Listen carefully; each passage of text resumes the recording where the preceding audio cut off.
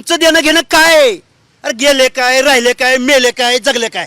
अरे आम्ही काय करायचं? आमच्या विमुक्तांचे प्रश्न, आमच्या बलुते आलुत्यांचे प्रश्न, आमच्या आरक्षणाचे प्रश्न, अरे ह्यांना काय पडलंय सुचत नाही.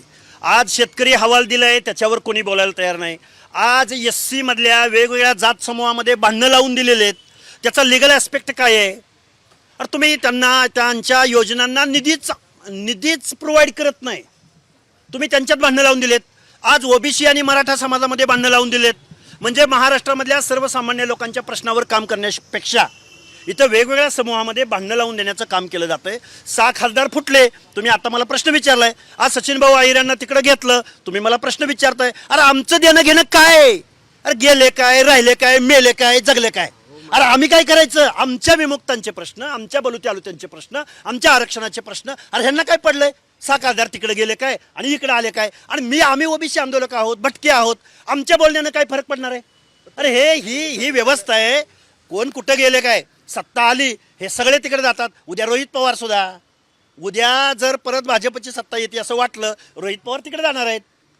हे तुमचे शिवसेनेचे जे काही उद्धव साहेब ठाकरेंचे जे काही आमदार म्हणून अंबादास दानवे निवडून आले, हे सुद्धा उद्या तिकडे असणार आहेत. मी लिहून देतो ना आज बॉन्ड पेपरवर. अरे ह्या लोकांना फक्त राजकारण कळतं, पैसा कळतो, लोकशाहीचा बाजार मांडला या लोकांनी. त्यामुळं सर्वसामान्य माणसाच्या आवाक्याबाहेरच्या या घटना घडत आहेत. प्रचंड संतापलेला, चिडलेला इथला दलित चिडलेला आहे, इथला OBC चिडलेला आहे, इथले भटके चिडलेले आहेत.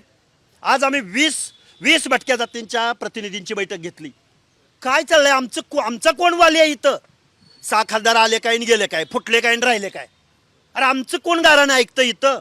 आणि ही आमची रास्त भूमिका आहे, वास्तव भूमिका आहे. तुम्हाला याच्या उपर अजून काय प्रश्न विचारायचा असेल तर विचारा. पण निवडणुका आली की मुद्दे अजेंड्यावर येतात. तुम्ही सातत्यानं आता मागं पाठपुरावा करताय, हे करताय. आता तुम्ही म्हणताय की अशा पद्धतीने OBC असतील किंवा भटक्या विमुक्तांचे प्रश्न जाणून घेतले जात नाही. वारंवार तेच परत मग तोच पाडा वाटला जातोय ना. तोच पाडा वाचला जातोय. निवडणुका आल्या की OBC दिसतात, निवडणुका आल्या की दीनदलित दिसतात, निवडणुका आल्या की SC ST दिसतात, निवडणुका गेल्या पैसे दिसतात, निवडणुका गेल्या की खासदारांचा बाजार मानला जातो, निवडणुका गेल्या आमदारांचा बाजार. आता विरोधी पक्ष उरलाय का महाराष्ट्रात?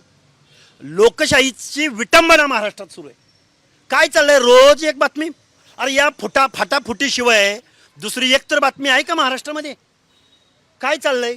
आम्ही वास्तव बोलतोय. आम्हाला कुठल्या पुढाऱ्यांची, कुठल्या राजकारण्यांची, कुठल्या आमदार खासदारांची भेडभाट ठेवायची नाही. महाराष्ट्र विकलाय इथल्या राज्यकर्त्या लोकांनी. बोला याच्या उपर. तुम्ही लोकशाहीचा 4था स्तंभ आहात. आमच्यापेक्षा तुमच्या खांद्यावरती जास्त जिम्मेदारी आहे ही. त्यामुळं तुम्ही सर्वसामान्य माणसांचा आवाज या महाराष्ट्रातल्या गुंग्या बहिऱ्या राज्यकर्त्यांना तुम्ही ऐकवावा अशी आमची नम्र विनंती आहे.